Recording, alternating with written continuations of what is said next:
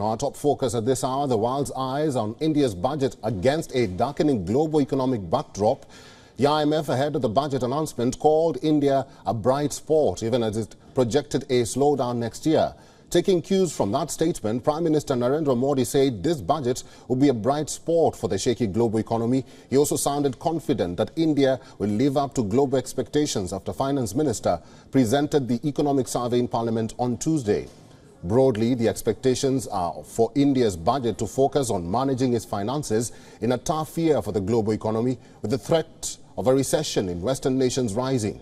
Experts say India will need to focus on attracting foreign investors by balancing government spending to support growth, rather than populist measures ahead of the 2024 elections. Foreign investors want the country to prioritize economic stability and present a clear path to lower deficits. The government will also need to work on reforms to create enough jobs for over 500 million youth joining the workforce each year.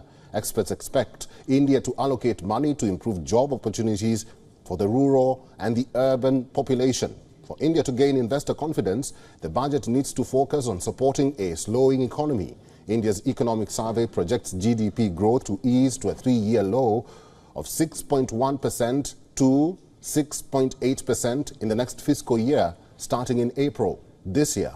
The report, prepared by Chief Economic Advisor, says its baseline scenario was for 6.5% growth in the year 2023-2024. down from the expected 7% rate this year. That slowdown is expected to be largely driven by waning foreign demand for Indian exports, a weaker rupee, and elevated inflation from the Russia-Ukraine war, which shows no signs of abating. In addition, domestic demand is projected to remain strong, widening the trade gap, which is forecast to remain high. That makes the government's job even more difficult, as a widening deficit weighs heavily on public finances. Still, despite the expected slowdown, India is projected to be one of the fastest growing major economies, driven by robust consumption at home. Since the COVID-19 pandemic, India's economy has recovered. However, the Russia-Ukraine war has sparked inflationary pressures globally and forced major central banks, including that of India, to hike interest rates. And according to Nageswaran, he says for India, on balance, a modest slowdown in global growth will be beneficial, as it would help bring down commodity prices and ease inflation concerns.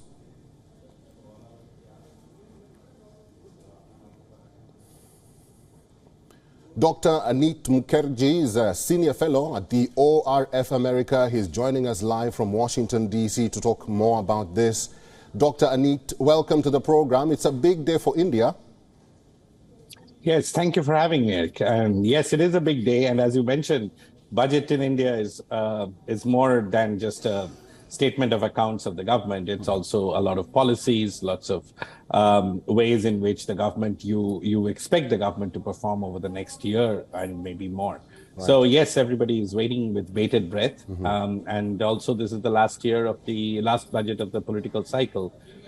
So we are all waiting to see what it brings. Dr. Anit, maybe you can start by unpacking your expectations and decoding the impact of this year's budget. Great question. So I think you mentioned in your opening remarks that the world is going through a pretty big turmoil.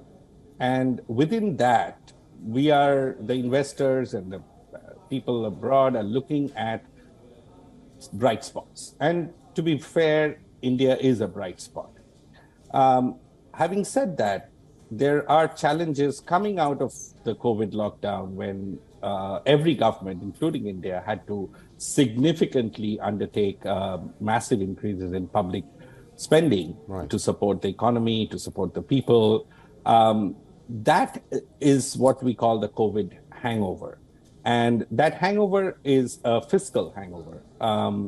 And to this year, last year, the fiscal deficit, which is how much the government spends over its income, it was about 6.5%. And in India, we have something called the Fiscal Responsibility and Budget Management Act, which is essentially binds the government to a fiscal path, a path to fiscal consolidation, we call it in public finance, which is about a 3% for the federal government. Now, that was 6.5% last year. It was even higher the year before. And so my biggest expectation is that given that there has been a very strong revenue growth, this government will set India on the path of, again, meeting or coming close towards the 3%. It's not possible within a year to cut it down, but at least a 4.5 to 5% range would signal that the government is very, very cognizant of the fiscal situation, and we should actually have a much better fiscal balance. Doctor, the most influential market voices in India are concerned about the impact of the budget on stocks. What's your take on that? So the budget always is preceded by a lot of speculation about what will happen. And the stock market has some kind of a knee-jerk reaction to what is presented in the budget in terms of its taxes, in terms of particular sectors that has got an exemption or not. I'm not too concerned about that. That's a normal kind of reaction that the markets have. However, what I'm concerned about is if the market sees that there is a long-term unsustainable fiscal situation, then it might affect the investor sentiments. And that is something that the government would do well to avoid, especially in a year when there are so many challenges across the world, and which affects India. And you mentioned some of them: the slowdown in the advanced economies, the external sector not growing as fast as possible. But again, those are issues that India has to take on board, like every other country has to take on board. But the main signal should be, we are very serious about getting our fiscal house in order. And that would send a signal to the investors, calm the markets. And again, that would be something that would set India on a higher growth path from now on, I would presume.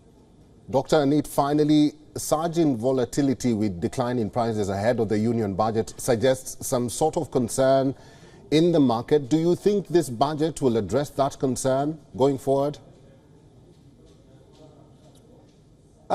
So volatility is a normal, there's a normal business cycle. There are events that happen within a year that leads to volatility.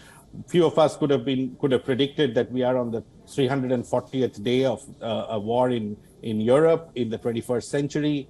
So all these things add to the volatility, and therefore whatever the budget can do to calm that volatility would be useful. Now, in what way it does, I have proposed to you that one of the ways in which the government can signal that it is concerned about the volatility is to make appropriate judgments on both taxation and on the expenditure side, keeping the fiscal consolidation as its main goal.